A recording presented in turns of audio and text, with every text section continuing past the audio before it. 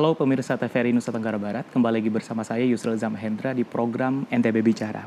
Sore hari ini NTB Bicara menyapa pemirsa di rumah dengan satu topik yang baru-baru ini cukup menggemparkan Nusa Tenggara Barat khususnya, yakni tentang kekerasan di dunia pendidikan.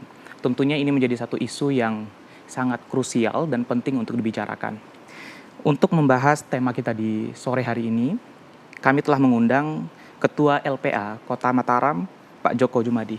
Selamat datang Pak Joko. Selamat sore Mas Yusril. Assalamualaikum warahmatullahi wabarakatuh. Waalaikumsalam warahmatullahi wabarakatuh. Ini biasanya kalau ada isu-isu krusial di Nusa Tenggara Barat, yang diundang pertama kali selalu Pak Joko Jumadi. Kebetulan aja lah.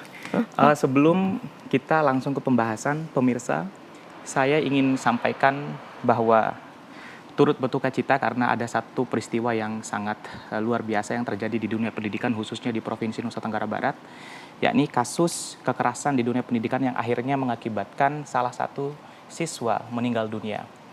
Ini menjadi satu peristiwa yang sekali lagi terulang di dunia pendidikan kita. Bukan hanya di Provinsi Nusa Tenggara Barat, tetapi juga terjadi di Indonesia. Sebagai Ketua LPA Kota Mataram atau Ketua LPA, Pak Joko Jumadi melihat peristiwa ini seperti apa sebenarnya? Ya, jadi memang tidak kita pungkiri bahwa pelaku kekerasan itu adalah orang-orang yang dekat terhadap anak, ya, orang yang dekat dengan anak. Nah, ini juga menunjukkan bahwa kenapa kemudian di dunia pendidikan juga seringkali juga terjadi kasus-kasus kekerasan. Memang ada banyak faktor ya kemudian yang menyebabkan kekerasan di dunia pendidikan. Yang pertama memang ada faktor relasi kuasa. Oke. Apakah itu dari guru dengan siswa, dosen dengan mahasiswa, kemudian senior dengan junior itu sangat terbuka peluang untuk terjadinya kekerasan. Nah, ini memang sangat tergantung bagaimana kemudian lembaga pendidikan itu kemudian memproteksi supaya kemudian peluang-peluang terjadinya kekerasan itu tidak terjadi. Oke. Nah, ini yang saya pikir menjadi problem. Nah, banyak lembaga pendidikan belum siap untuk menyiapkan sistem pencegahan dan sistem penanganan kekerasan di dunia pendidikan ini. Sistem pencegahan dan penanganan terhadap kasus kekerasan kepada murid, ini kan sesuatu hal yang sebenarnya memberikan jaminan keamanan dan kenyamanan di dunia pendidikan. Tapi ternyata beberapa waktu terakhir justru dunia pendidikan menjadi ruang yang tidak aman, khususnya bagi murid karena relasi kuasa tadi. Iya, satu memang ada soal relasi kuasa tadi ya, kemudian juga ada kalau saya kebiasaan mungkin, kalau saya budaya kok saya tidak terlalu nyaman dengan kata budaya, karena budaya itu biasanya bagus gitu. Iya. Tapi kebiasaan kekerasan yang kemudian dinormalisasikan. Nah, ini juga jadi problem karena beberapa orang masih berpandangan bahwa untuk mendidik anak itu caranya dengan menggunakan kekerasan. Oke. Nah, ini yang kekerasan fisik ya terutama ya. Ini juga menjadi PR buat kita untuk kemudian melakukan edukasi. Nah, itu kaitannya juga dengan tadi pencegahan tadi. Karena kalau kita bicara soal pencegahan kan bisa juga lewat edukasi, kemudian penyiapan sarana dan prasarana, kemudian tata kelola, kemudian kebijakan internal, termasuk bagaimana nilai-nilai pendidikan tanpa kekerasan itu dipahami, kemudian diikuti oleh warga di tempat pendidikan itu sendiri. Yang tampak di ruang publik atau stigma yang muncul akhirnya kemudian kenapa tema ini kemudian diangkat di segmen kali ini, Prof, bahwa ada kesan justru ruang pendidikan kita itu dia eksklusif, agak protektif dan defensif terhadap isu-isu yang sebenarnya di situ kita perlu untuk soroti gitu. Misalkan seperti kasus kekerasan, justru pihak pendidikan, institusi pendidikan lah yang akhirnya menghalang-halangi dalam tanda petik yang muncul di ruang publik. Iya, saat sekarang ini dunia sudah sangat terbuka ya. Oke. Saya pikir kita juga tidak bisa lagi menutup diri dari pengaruh dari luar, termasuk campur tangan dari luar. Karena kalau bicara soal anak, menangani anak itu tidak bisa ditangani oleh Superman gitu. Oke. Yang bisa menangani anak itu adalah Avenger. Saya selalu bilang begitu. Kenapa? Karena tidak ada satu lembaga pun yang punya mandat penuh untuk kemudian menangani seorang anak. Nah, saya mencontohkan kenapa kemudian dunia pendidikan itu harus terbuka. Sekelas universitas saja, itu seringkali kita juga masih kesulitan untuk kemudian menangani. Apalagi di kelas SMP, SD, SMA ya. Saya mencontohkan begini, ketika ada kasus kekerasan terjadi di sekolah, itu kan dampaknya macam-macam ya. Satu, bagi korban, itu dampak pertama mungkin dampak fisik. Ketika kita dampak fisik, maka kita harus menyiapkan dokter, tenaga medis. Apakah sekolah ada menyiapkan tenaga medis? Pastinya agak susah. Butuh layanan psikologi untuk mendampingi anak. Yang dipunya oleh sekolah, SMP, SMA mungkin punya guru BK. Guru BK. Meskipun sebagian sekolah di NTB masih ada guru BK yang bukan dari bimbingan konseling, tapi guru yang di BK-kan. Baik. Butuh psikolog. Dia tidak bisa ditangani di sekolah. Ini harus melibatkan instansi dari luar. Kalau ada persoalan hukum, mungkin juga tidak ada tenaga konselor hukum atau advokat yang kemudian bisa juga mendampingi. Maka sudah sewajarnya kalau kemudian sekolah, lembaga pendidikan mau terbuka terhadap teman-teman dari luar yang memiliki perhatian, memiliki concern terhadap anak. Nah, ini penting dilakukan karena kalau kemudian kita penanganannya tidak paripurna, bisa jadi anak yang menjadi korban, kemungkinan akan menjadi korban berikutnya, peristiwa yang lain, atau mungkin malah bermutasi menjadi pelaku. Justru seperti itu. Nah, itu yang dikhawatirkan. Itulah yang tidak pas lah kalau kemudian dunia pendidikan tertutup. Saya ingin mencontohkan ketika case saya di Unram juga ya, di Unram. Ketika ada case soal minggu kemarin kita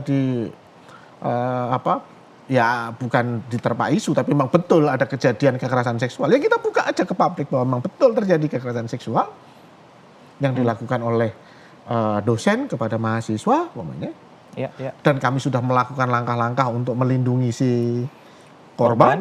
Dari medisnya sudah, psikologisnya sudah, keberlanjutan pendidikannya sudah kami jamin, dan si korban juga sudah selesai melaksanakan aktivitas akademiknya.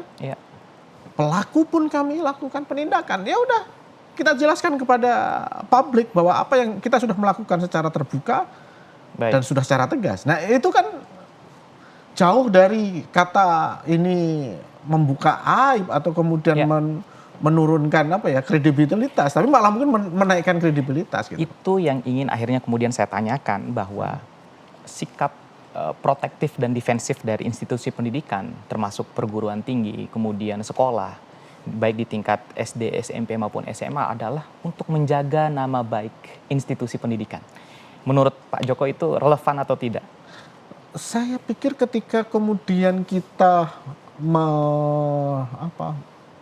melawan gitu ya, melawan dalam artian memang kejadiannya ada dan kemudian kita mengelak itu tidak terjadi, kemudian kita tutupi, itu malah akan menjadi bumerang bagi kita sendiri. Itu malah menunjukkan bahwa kita tidak mau terbuka dan kemudian kita memelihara kekerasan itu gitu loh. Nah, berbeda halnya kalau kemudian terbuka. Kalau memang tidak ada lembaga yang bisa menangani, kami minta tolong lembaga ini untuk membantu penanganan, untuk kemudian menjernihkan persoalan yang terjadi, dicari alat buktinya dan segala macamnya. Korbannya, kalau ada korbannya ditangani dengan baik. Kalau memang ada pelaku diberikan sanksi, itu malah akan menurut saya akan meningkatkan kepercayaan publik. Betul, lembaga itu memang lembaga yang betul-betul zero tolerance terhadap kekerasan. Anak kita layak untuk ditaruh di sana. Oke, Gitu loh. oke. Ini menjadi sangat penting dan krusial sebenarnya dipertanyakan, Prof. Karena kesan ada semacam sifat protektif itu bukan hanya di instansi pendidikan, bahkan justru ada lembaga yang menaungi institusi-institusi tersebut juga mempunyai kesan protektif terhadap situasi yang terjadi dan bahkan itu sudah terpublish di banyak platform media. Ya, ya inilah seringkali framing yang menurut saya tidak tepat ya. Oke, Ini framing yang tidak tepat karena apa? Ini waktunya kemudian kita menunjukkan kepada masyarakat bahwa lembaga ini aman loh. iya, Nah, pemerintah juga harus menjamin nih. Bahkan kalau pernyataan saya agak keras seringkali, kalau ada lembaga-lembaga seperti ini, termasuk lembaga pemerintah yang kemudian melindungi dan membiarkan, ya sudah kenakan aja langsung pidana aja sekalian gitu loh. iya, iya. Karena Undang-Undang Perlindungan Anak itu mengatur bahwa yang dikenakan sanksi pidana itu bukan hanya orang yang melakukan kekerasan terhadap anak, tetapi orang yang membiarkan, menempatkan, menyuruh melakukan, turut serta itu kena. Nah, kalau kemudian lembaga pendidikan atau lembaga yang menaungi lembaga pendidikan itu kemudian defensif, malah kemudian seolah-olah dia menutupi, itu kan artinya membiarkan. Baik. Nah, orang yang membiarkan ya harusnya bisa disanksi juga dong. Kalau memang kemudian kita mau betul, Ya. kita mau bersih-bersih ya. Benar-benar serius memberantas Betul. kasus kekerasan di dunia pendidikan. Prof, ini menjadi satu hal yang saya tidak bisa ragukan keseriusan Prof untuk menyelesaikan persoalan ini. Bahkan UNRAM pun itu Prof kritisi. Itu adalah institusi di mana Pak Djoko Djumadi mengabdi. Tapi yang menjadi catatan penting Prof bahwa di dunia pendidikan ini selain dia itu perlu menjadi ruang aman, dia juga harus ada sistem pencegahan. Betul. Nah, saya ingin coba lihat perspektifnya Prof. Kalau di dunia pendidikan misalkan seperti pondok pesantren yang terjadi di beberapa waktu terakhir yang mengakibatkan seorang pelajar meninggal dunia, sistem pencegahan seperti apa yang harusnya sebenarnya dibangun sehingga iklim pendidikan kita itu aman, Prof? Pertama banyak yang harus disiapkan, pertama adalah soal sarana dan prasarana ya. Baik. Sarana dan prasarana ini sangat berkorelasi dengan nantinya peluang terjadinya kekerasan. Soal daya tampung, kamar itu daya tampungnya berapa, pondok itu daya tampungnya berapa. Ini harus disesuaikan, jangan sampai daya tampungnya itu overload. Artinya jumlah santri melebihi jumlah daya tampung dari lembaga itu. Itu yang pertama. Termasuk sarana-sarana yang lain. Termasuk sarana untuk memproteksi. Umpamanya ketersediaan untuk pengawasan. Baik. Itu kan juga kaitannya dengan CCTV ya. Oke. Nah, umpamanya ini kan yang paling mudah ya. Kalau Iya. kemudian kita mengawasi 24 jam kan Tidak mungkin. agak susah gitu loh. Tapi bagaimana kemudian memproteksinya dengan menempatkan CCTV di tempat-tempat yang memang kemungkinan terjadinya kekerasan. Oke. Itu dari sarana prasarana yang harus juga penuhi. Yang kedua, kebijakan internal. Oke. Nah, kebijakan internal ini penting di lembaga itu. Kebijakan internal juga terkait dengan pembudayaan nilai-nilai pendidikan tanpa kekerasan itu. Mulai dari sejak awal masuk. Ya. Nah, ini di semua pihak harus ikut terlibat. Jangan sampai kemudian udah dibiasakan nih hukuman yang sifatnya Oke. dengan kekerasan itu tetap ada. Oke.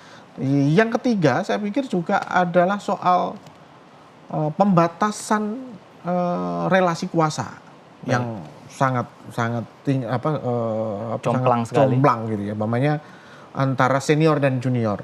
Baik. Nah, ini juga penting karena yang kami temukan di beberapa sekolah, di beberapa ponpes itu ada kelompok-kelompok, ada geng-geng, ada anak-anak tergabung dalam circle-circle tertentu Oke. yang kemudian circle ini akan menekan atau kemudian membuli circle yang lain. Nah, ini juga penting bagaimana kemudian membatasi ini. Baik. Nah, ini senior dan junior ini kan sangat berperan luar biasa ini. Kalau di kita dulu di dunia pendidikan kita di Unram pun juga sering ada itu gojlok-gojlokan di ospek gitu kan. Ada istilah pasal 1 senior tidak pernah salah gitu. Pasal 2 jika senior salah maka kembali kepada pasal 1. Nah, ini ada terjadi seperti itu. Nah, ini soal bagaimana kemudian pembudayaan nilai-nilai kekerasan itu dilakukan atau tidak. Sekarang umpamanya di Unram sudah tidak ada yang namanya ospek kan. Iya. Nah, itu adalah untuk memutus mata rantainya. Karena kalau nggak diputus, tetap ini dulu yang awalnya dibully sebagai junior, ketika dia jadi senior dia akan balas dendam ke juniornya. Nah, ini menjadi sesuatu hal yang menarik. Nanti kita akan lanjutkan, Prof, karena bicara tentang senior, relasi kuasa ini adalah satu isu juga yang menarik dari satu faktor penyebab dari kekerasan. Pemirsa TVRI Nusa Tenggara Barat, kita akan kembali di segmen ini bersama dengan saya Yusril Zamhendra dengan tema yang sama setelah pariwara berikut.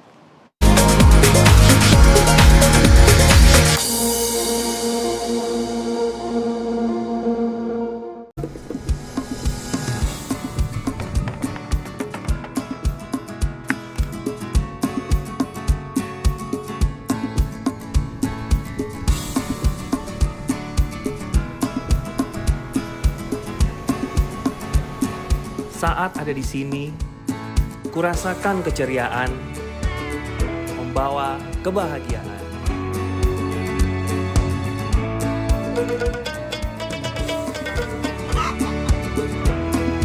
Iringi semangat, berbagi harapan.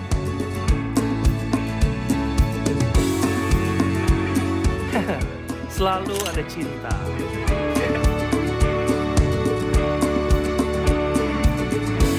Mari nikmati cita rasa,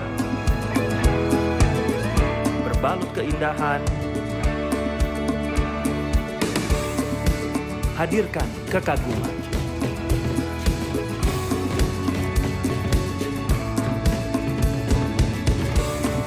Mewariskan kekayaan.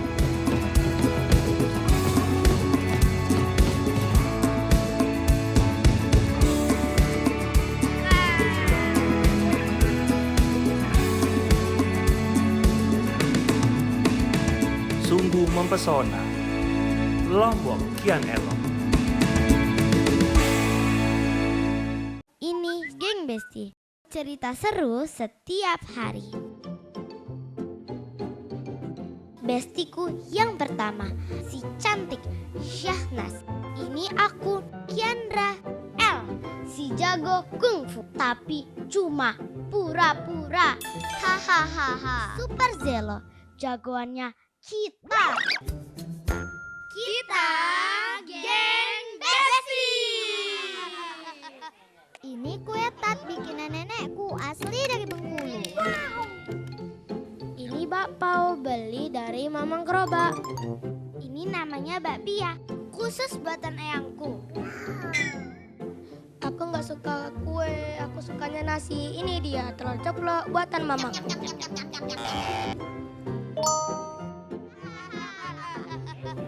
Inilah cerita Geng Besti, beragam rasa menyatukan kita.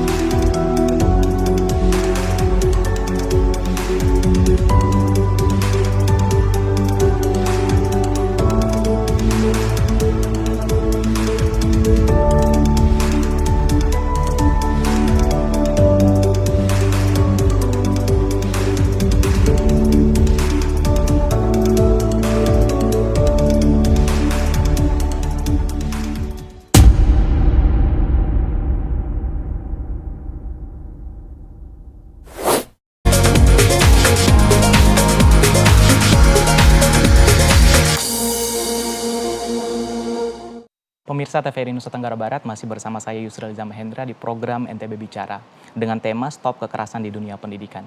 Prof, kita ingin coba lanjutkan lagi diskusi kita yang terpotong tadi. Isu ini menjadi satu isu yang sangat menarik sebenarnya. Dan terlebih banyak peristiwa-peristiwa terjadi begitu di dunia pendidikan kita, baik di institusi perguruan tinggi, di SMA, SMP maupun SD. Yang terbaru adalah kasus yang terjadi di salah satu pondok pesantren seperti yang kita sebutkan tadi. Ini adalah sebuah peristiwa yang menyayat hati. Dan tentunya bagi Prof sebagai orang yang memang membidangi persoalan perlindungan anak dan perempuan di Nusa Tenggara Barat, ini menjadi sebuah catatan penting bagaimana persoalan ini bisa diselesaikan. Dari hasil kajian Prof di banyak institusi pendidikan di tingkat perguruan tinggi tadi, kemudian di sekolahan, faktor apa saja sebenarnya yang menyebabkan itu, Prof? Dan kemudian apakah ada perbedaan faktor yang akhirnya menyebabkan ini kok nggak bisa dihentikan, Prof? Ya, memang ada perbedaan antara sekolah, perguruan tinggi dengan ponpes ya. Ya. Kalau di sekolah memang relasi kuasa apa ada masih ada, artinya tetap terjadi. Kasus-kasus yang terjadi, bullying juga mungkin masih marak terjadi. Faktor penyebab yang cukup dominan ketika bicara di anak dengan anak biasanya adalah soal pengasuhan. Yang juga bermasalah, dan isu pengasuhan itu juga nanti muncul di mana di ponpes. Baik. Cuman dengan kondisi sekarang di sekolah itu sekarang lebih terbuka ya. Oke. Apalagi dengan program-program umpamanya sekarang ada, kalau di sekolah umum itu ada regulasi Permendikbud nomor 46 tahun 2023 tentang pencegahan dan penanganan kekerasan di lingkungan satuan pendidikan. Oke. Itu harusnya cukup efektif untuk kemudian melakukan pencegahan dan penanganan di tingkat sekolah. Sedangkan di perguruan tinggi, pertama untuk kekerasan fisik sepertinya sudah mulai jarang terjadi, karena kebijakan yang dulu muncul ospek itu sudah ditiadakan, dalam artian senior tidak lagi memegang kendali penuh dalam pengenalan kampus. Gitu. Tetapi kemungkinan terjadinya kekerasan fisik di perguruan tinggi itu masih mungkin terjadi di unit-unit kegiatan mahasiswa. Baik. Karena di situ ada senior dan juniornya sangat kental. Tapi di sisi lain kekerasan seksual lebih mengemuka di dunia perguruan tinggi. Baik. Ya mungkin ada dosen kepada mahasiswa gitu, tapi angkanya sebenarnya sedikit itu. Yang lebih banyak adalah mahasiswa dengan mahasiswa. Angkanya cukup tinggi karena juga mereka sudah dewasa, bisa juga ada selubung suka sama suka seperti itu. Selubung bucin ya, kalau di kalangan anak-anak ini muncul gitu. Itu di perguruan tinggi. Nah, di pondok pesantren di situ memang menjadi lebih kompleks ya. Mulai dari tadi sarana prasarana yang mungkin juga sebagian tidak memadai, kalaupun memadai pasti biayanya juga akan menjadi membengkak lebih tinggi, lebih besar gitu. Yang kedua, ada di masyarakat juga seringkali ada anggapan kalau anaknya nakal gitu, susah diatur, udah masukin aja ke pondok gitu ya. Jadi kok saya ngelihat pondok kok jadi tempat pembuangan anak gitu ya, anak yang nakal masuk di situ. Anak yang bermasalah masukin ke pondok. Nah, ini yang kemudian menjadikan seringkali juga anak yang bermasalah itu membuat masalah juga di pondok. Nah, ini juga problem yang ketiga, karena juga 24 jam ya kalau di pondok itu kan dia berinteraksi di situ. Jadi kemungkinan terjadinya kekerasan juga lebih tinggi ketimbang yang di sekolah umum ataupun yang ada di perguruan tinggi gitu loh. Makanya di sekolah umum yang terjadi malahan sebenarnya adalah kasus kekerasan yang terjadi di luar yang melibatkan anak sekolah gitu loh. Oke. Karena memang waktunya terbatas gitu. Tapi kalau di pondok pesantren terjadi kekerasan, bukan persoalan lumrah dan tidak ya, tetapi peluang untuk terjadinya kekerasan memang lebih tinggi di pondok karena memang tadi interaksinya 24 jam. Terlebih karena pondok pesantren juga lebih tertutup. Ini hal yang ingin saya coba telusuri lebih dalam, bahwa kesan di ruang masyarakat itu karena pondok pesantren itu dia lebih eksklusif, kemudian interaksi dengan dunia luar lebih terbatas, sehingga insiden-insiden seperti yang baru terjadi di salah satu pondok pesantren di Lombok itu dia sulit terkuak di permukaan, Prof. Ya, ada banyak faktor ya kenapa kemudian tidak terkuak. Yang pertama adalah selain memang mungkin ada beberapa pondok yang tertutup, tapi juga ada beberapa pondok yang saya lihat sudah mulai terbuka. Baik. Mungkin segelintir saja yang tertutup, tapi ada juga kecenderungan gini, orang tua itu secara tradisional ketika pondok itu seringkali menyerahkan.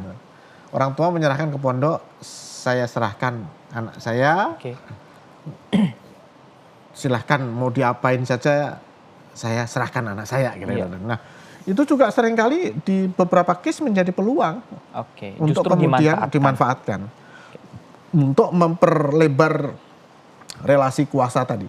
Baik, baik. Jadi di beberapa case umpamanya yang terjadi di Lombok Timur ya, yang pelakunya adalah pimpinan pondok, itu kan ada proses penyesatan ya. Baik. Oh iya, kita nikah dengan disaksikan oleh Nabi Khidir gitu kan. Oke. Oh, kamu ini sudah diserahkan ke saya boleh melakukan apa saja ke kamu.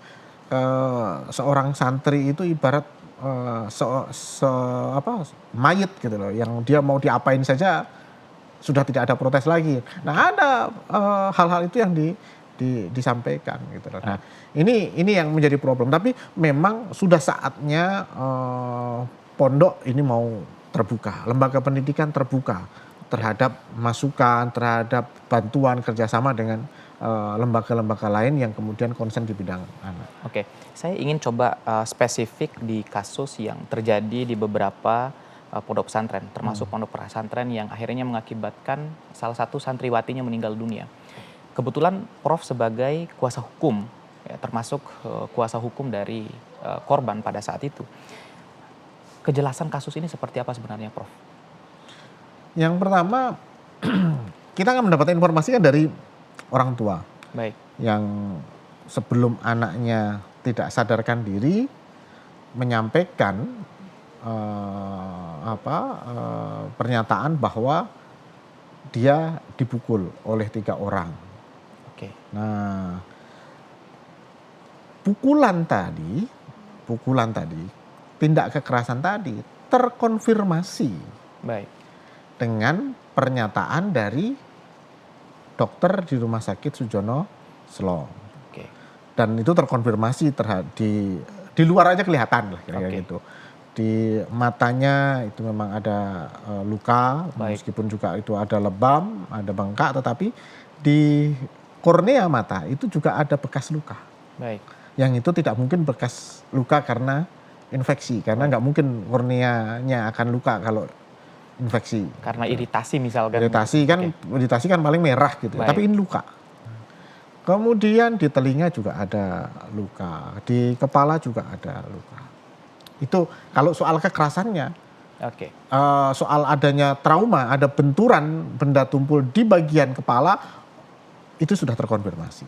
Baik. Nah, apakah kemudian itu menjadi penyebab kematian? Nanti dokter yang akan menjelaskan. Baik. Karena itu belum selesai sampai hari ini. Otopsi memang sudah dilakukan, tetapi kan otopsi tidak cukup hanya kemudian melihat secara fisiknya, tetapi juga harus dilihat hasil labnya seperti apa. Oke. Di jaringan otak, kemudian di jaringan yang lain. Saya ingin coba menyampaikan satu berita yang muncul. Mungkin nanti bisa diklarifikasi oleh Prof. Di berita muncul bahwa salah satu penyebab meninggalnya korban itu karena yang bersangkutan sedang banyak jerawatnya. Ini sebenarnya agak mengherankan gitu, banyak halayak di media. Apa itu benar, Prof?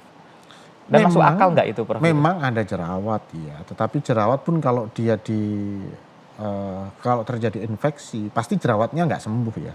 Oke.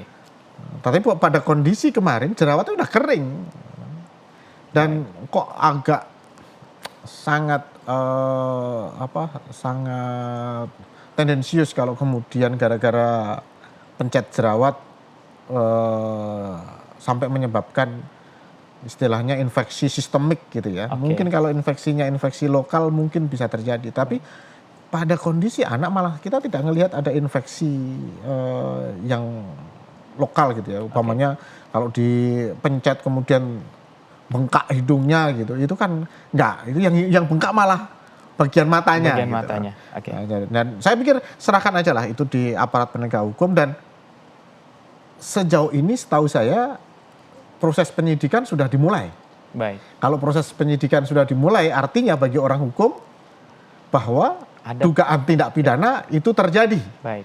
Nah, proses penyidikan hanya akan mengumpulkan tersangka dan alat bukti. Kan itu kan? Ya. Nah, ya tinggal kita tunggu aja lah gitu. Urusan kematian kita tidak lihat, itu nanti dokter juga yang menjelaskan, tetapi sejauh ini unsur kekerasan sepertinya peluang terjadinya ada. Dan itu terjadi di pondok pesantren. Saya ingin coba bergeser ke institusi pondok pesantren kita. Selain pondok pesantren kemudian seolah-olah ya dijadikan sebagai tempat penangkaran siswa bermasalah.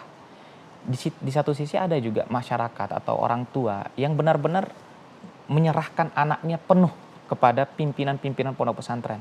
Ini tidak mendiskreditkan pondok pesantren manapun gitu, tetapi proses penyerahan tanggung jawab yang begitu besar itu memungkinkan gap yang begitu jauh relasi kuasanya, Prof. Bisa seperti itu, tetapi begini,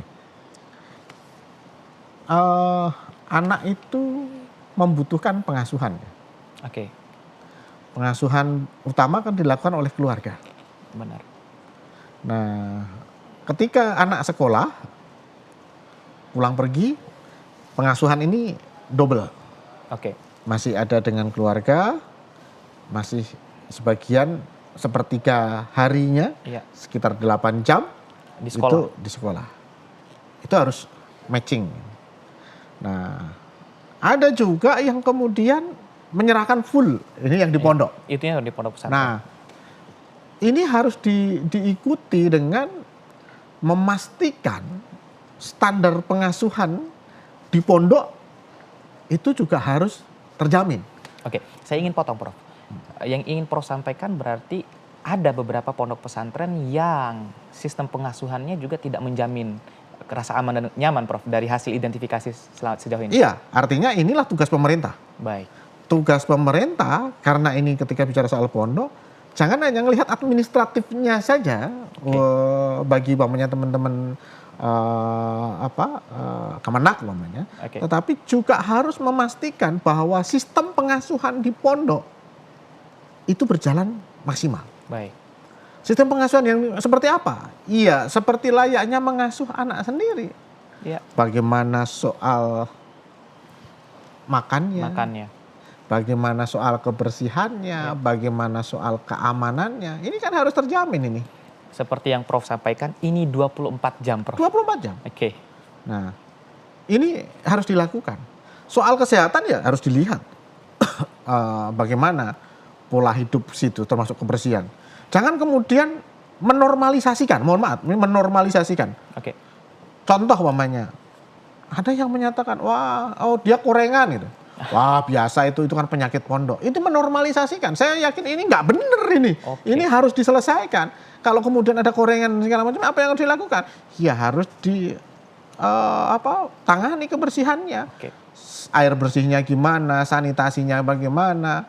Ya. Nah, ini PR-nya. Karena ini 24 jam kan. Pengasuhannya harus sama ini. Sebagai tempat pengasuhan alternatif, dia harus punya standarnya gitu. Oke. Nah, ini PR-nya. Termasuk pengawasan.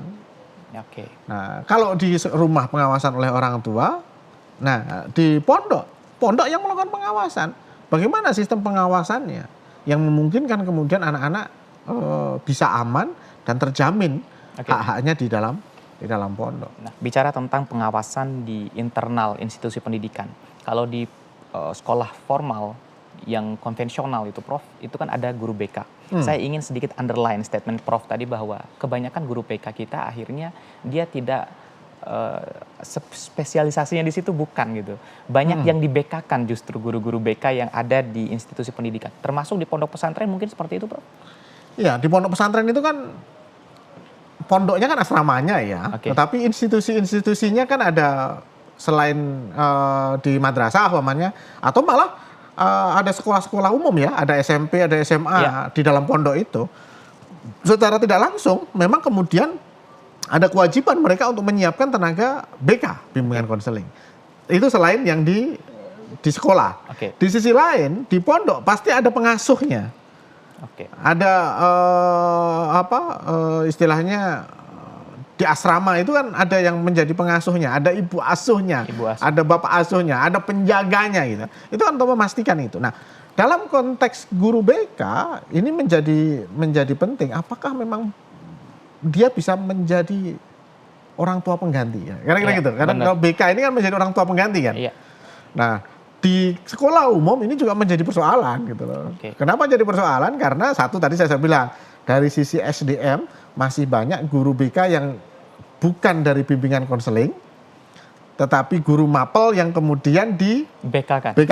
Oke. Nah, secara kompetensi, secara kualifikasi ini memang seringkali masih bermasalah. Oke. Yang kedua seringkali juga ada fenomena sekolah yang menempatkan BK itu sebagai polisi sekolah. Oke. Poin ini kita lanjutkan Prof, karena ini menarik sekali. Saya tertarik dengan guru BK yang akhirnya dijadikan sebagai polisi sekolah dan akhirnya membuat siswa menjadi takut. Tapi kita akan lanjutkan setelah pariwara berikut.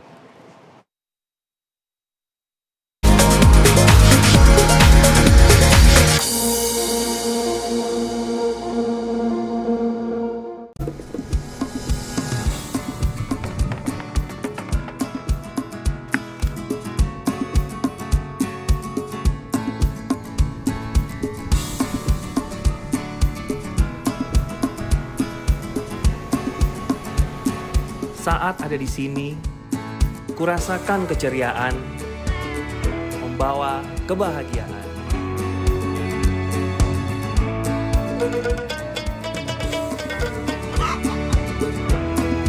Iringi semangat, berbagi harapan.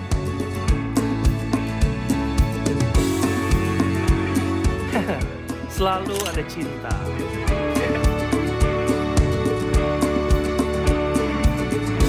Mari nikmati cita rasa, berbalut keindahan, hadirkan kekaguman.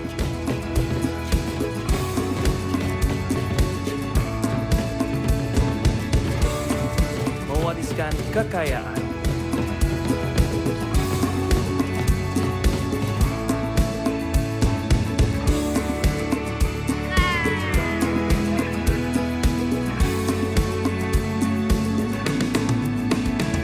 Sungguh mempesona, Lombok kian elok.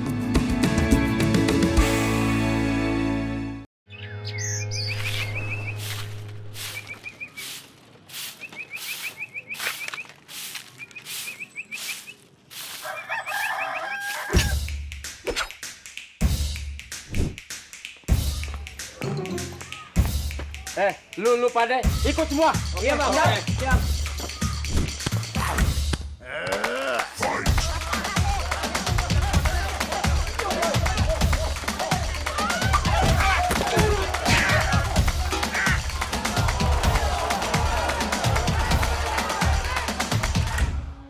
Seandainya kita sesederhana lidi ini cukup diikat toleransi, kita dapat bersatu lagi.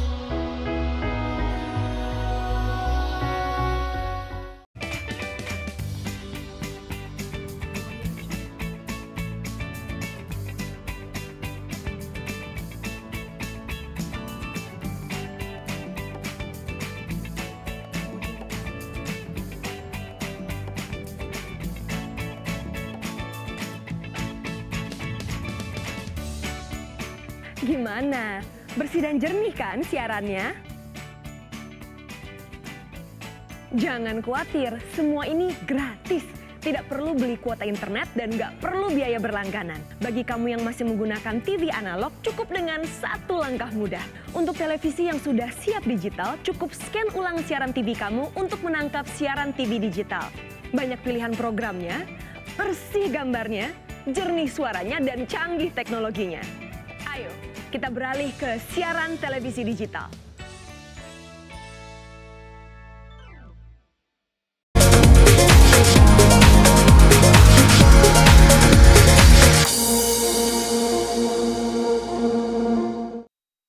Pemirsa TVRI Nusa Tenggara Barat, masih bersama saya Yusril Zamahendra di program NTB Bicara dengan tema Stop Kekerasan di Dunia Pendidikan. Selain bersama dengan Pak Joko Jumadi, kita juga kedatangan Pak Sahrul SHMH, Ketua atau Direktur LKBH Universitas Muhammadiyah Mataram. Selamat sore, Pak. Selamat sore, Mas. Selamat bergabung di studio TVRI NTB. Kita udah diskusi lumayan alot tadi terkait dengan tema kita di sore hari ini. Karena kita bicara tentang persoalan kekerasan di dunia pendidikan, saya ingin langsung lihat perspektif dari Pak Sahrul. Ketika kita bicara tentang kasus kekerasan yang terjadi di institusi pendidikan, ini kan sebuah fenomena yang kian hari tidak bisa terhenti, Pak. Bagaimana kira-kira peran perguruan tinggi? Karena Pak Sahrul sekaligus akademisi juga, kemudian perlindungan yang harusnya terus dilakukan.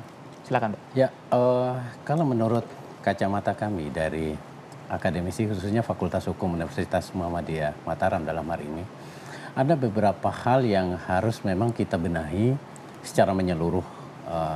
Terkait dengan kekerasan ini, pada hakikatnya ini merupakan sebuah ending akhir yang mana pemicunya itu sangat kompleks.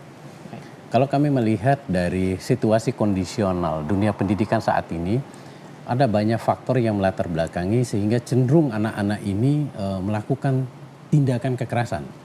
Baik terhadap sesamanya, bahkan dalam hal ini melakukan perlawanan terhadap guru-guru seumpama seperti itu. Dan terjadinya persoalan dan permasalahan ini salah satu yang melatar belakangi yaitu karena situasi kondisional tempat di mana sekolah itu berada. Oke. Itu yang pertama. Yang kedua, saya lihat juga di beberapa sekolah itu terlalu banyak siswanya. Atau dalam tataran pondok pesantren, santri-santriwatinya itu kadang-kala melebihi dari kapasitas daya tampung sekolah yang bersangkutan. Overload. Sehingga titik kejenuhan akibat dari banyaknya kapasitas tadi itu memicu berbagai permasalahan. Oke. Di sisi lain, saya lihat juga di situ karena pengaruh dunia maya saat ini, elektronik, dan pelajaran-pelajaran yang diperoleh oleh anak-anak ini tidak hanya saja mereka menyerap di bangku sekolah atau di bangku kuliah, tetapi juga mereka memperoleh informasi-informasi dari luar yang kadang memicu anak-anak ini untuk ingin tahu dan ingin mencoba. Oke, sedikit saya tahan, Pak Sahrul. Kalau di dunia pendidikan, khususnya di pondok pesantren, bukankah penggunaan media sosial, penggunaan handphone, gadget itu dibatasi? Betul sekali. Kalau sekiranya ketika mereka berada di lingkungan sekolah atau di lingkungan pondok pesantren, memang mereka tidak diperkenankan. Tetapi ketika mereka keluar, nah ini kan akan sulit untuk dibatasi oleh orang tua untuk mereka bisa mengakses dan menggunakan handphone ini sendiri. Nah, kebetulan di satu sisi saya juga wali dari salah satu pondok pesantren, ya menurut saya cukup terkenal di sini. Tetapi terlepas dari itu, saya melihat ada beberapa hal yang harus dibenahi untuk mengurangi intensitas stres dari anak-anak ini. Yaitu salah satu ya sarana prasarana, yaitu tadi harus bagaimana di backup sedemikian rupa kebersihan, ketersediaan air bersih. Dan rentan di situ juga saya lihat kurangnya proses edukasi dari sisi kesehatan. Yang memicu anak-anak ini sering sekali mengeluhkan terkait dengan adanya penyakit-penyakit kulit. Dan saya rasa ini sudah bukan rahasia umum lagi. Karena jumlah mereka cukup banyak, kehidupan mereka sehari-hari bergaul dan tidur bareng dalam satu kamar secara bersamaan yang jaraknya sangat berdekatan, sehingga satu yang sakit itu akan lebih mudah dan lebih cepat terjangkit ke saudara-saudara atau teman-temannya yang lain. Oke. Isu tentang kesehatan di dunia pendidikan khususnya di pondok pesantren ini juga pernah diulas tadi oleh Prof. Joko. Saya mau bergeser ke Prof. Joko. Sebesar apa sebenarnya kesehatan ini berdampak? Kalau saya perhatikan dia seperti peristiwa yang berlanjut. Ketika seorang itu terjangkit penyakit, misalkan penyakit kulit, di situ rentan bullying. Ya. Setelah bullying pasti ada kekerasan. Betul. Kajian di lapangan juga seperti itu, Prof. Ya, jadi kesehatan ini kan banyak pengaruhnya ya, mulai dari nanti menurunnya ketika kemudian sakit ya pasti menurunnya semangat untuk belajar gitu. Tapi kemudian yang menjadi PR selanjutnya itu ketika kemudian mengarah kepada psikologi anak. Baik. Ketika kemudian dia dibully gitu. Jadi jangan melihat bahwa kekerasan itu hanya semata-mata kekerasan fisik ya. Baik. Tapi kekerasan psikis itu malah menjadi lebih berat. Baik. Saya kemarin belajar dari teman-teman dokter soal yang namanya neuroimunologi. Psikologis seseorang itu berpengaruh kepada saraf dan kepada imunitas orang tersebut. Baik. Nah, anak-anak yang kemudian mengalami kekerasan, apakah bullying ataukah kemudian juga kekerasan fisik, memang bullying dan kekerasan fisiknya itu tidak menyebabkan kematian umpamanya. Oke. Tetapi bisa jadi bullying dan kekerasan fisiknya itu kemudian memicu turunnya imun seseorang. Dan kemudian ketika imunnya turun, itu kemudian menyebabkan mungkin penyakit-penyakit yang awalnya itu tidak bermasalah di rumah, menjadi bermasalah.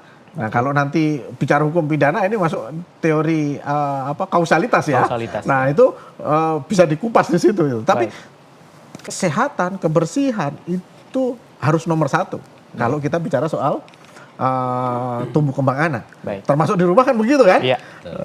Makanya sama, pondok itu ya sebenarnya adalah rumah kedua, pengasuhan alternatif dia. Jadi memang ketika bicara soal pengasuhan maka pilihan soal kesehatan, kebersihan itu harus nomor satu. Baik. Pak Sahrul, tadi sempat disinggung juga oleh Prof. Joko bahwa salah satu persoalannya adalah guru BK yang akhirnya justru menakut-nakuti, ya, kemudian menakut-nakuti siswa di sekolah dan lain sebagainya. Nah, perlindungan yang seperti apa sebenarnya yang harus dimunculkan di ruang pendidikan kita, khususnya di pondok pesantren, seperti kasus yang terjadi kemarin? Sistem perlindungan seperti apa yang harus kita bangun sehingga memunculkan rasa aman? Saya rasa di sini perlu ada sebuah komunikasi yang intens antara pihak pengelola dengan orang tua wali salah satunya. Karena dengan komunikasi ini setidak-tidaknya dari pihak pengelola pondok dalam hal ini akan bisa memahami karakter dari santrinya. Karena kecenderungan di dalam pondok-pondok yang besar, ini santri ini tidak monoton dalam atau yang berada di lingkungan setempat saja, tetapi juga santrinya itu berdatangan dari berbagai daerah-daerah, bahkan di luar NTB. Nah, karakter sifat mereka ini kadangkala harus tidak-tidaknya dipahami oleh pihak pengelola untuk meminimalisir terkait dengan adanya stres dan indikasi-indikasi kekerasan. Kekerasan di sini dalam seperti yang disampaikan tadi itu banyak hal. Tetapi paling tidak oleh pengelola dalam hal ini anggaplah guru BK-nya untuk bisa memberikan edukasi yang tepat. Nah, ini kan dia harus memahami bagaimana psikologis dan karakter kebiasaan dari anak ini. Nah, yang untuk bisa mengupas itu setidak-tidaknya mereka harus punya akses dengan orang tua supaya mereka bisa menyerap dan mengetahui bagaimana cara pola penanganan terhadap karakter santrinya yang memiliki kekhususan. Dan itu perlu adanya pendampingan sebenarnya dari kemitraan pihak eksternal. Saya ingin coba lihat closing sebenarnya dari bapak-bapak karena waktu terbatas, Prof. Saya ingin mulai dari Pak Sahrul. ketika kita memerlukan pihak eksternal untuk meminimalisir peristiwa ini, perlu tidak LKBH umat itu ikut andil ambil bagian di ruang-ruang institusi pendidikan untuk melakukan sosialisasi atau edukasi? Ya, kami rasa itu sesuatu hal yang di samping menjadi suatu keharusan untuk menjadi solusi saat ini, dan itu merupakan juga bagian dari kewajiban dari kami. Baik. Yang ke depan kami akan mencoba memprogramkan untuk memberikan edukasi kepada lembaga-lembaga pendidikan bagaimana cara meminimalisir terjadinya penganiayaan atau indikasi-indikasi adanya benturan-benturan yang mengakibatkan efek atau dampak yang sangat negatif baik kepada institusi pendidikan maupun kepada santri-santriwati atau kepada pelajar-pelajar yang berada di lingkungan sekolah tersebut. Oke. Kalau ada persoalan kekerasan khususnya, laporkan ke LKBH. Siap. Umat salah satunya. Ya. Prof Djoko Djumadi, saya ingin coba lihat kesimpulannya bagaimana kemudian peristiwa yang terjadi kekerasan di institusi pendidikan kita bisa diminimalisir. Apakah lembaga perlindungan anak itu perlu untuk juga ambil bagian sebagai mitra kritis dan mitra kerja dari institusi pendidikan kita? Silakan, Pak. Ya, jadi dunia pendidikan ini kan hanya salah satu dari pemenuhan dari hak anak. Dan pendidikan itu bukan monopolinya dinas pendidikan. Ketika terjadi kasus-kasus kekerasan seperti yang terjadi di salah satu ponpes ini tadi, ini juga menunjukkan kegagalan LPA juga, kegagalan Kemenak, kegagalan dinas PP dan PPA, kegagalan pemerintah untuk kemudian memproteksi dari anak, termasuk kegagalan juga teman-teman pemerhati dan NGO yang di bidang anak. Maka dalam konteks bagaimana membangun sistem pencegahan dan penanganan kekerasan di lingkungan pendidikan, itu memang mau tidak mau, suka tidak suka, harus melibatkan banyak pihak. Baik.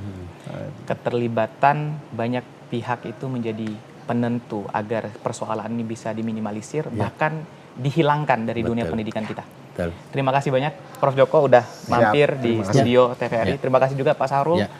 Pemirsa TVRI Nusa Tenggara Barat, bicara tentang kekerasan di dunia pendidikan ini menjadi sebuah warning bagi dunia pendidikan kita. Pendidikan harus menjadi tempat yang aman buat seluruh siswa dan siapapun. Dan pendidikan harus menjadi tempat untuk menyelesaikan persoalan, bukan justru menjadi wadah lahirnya persoalan.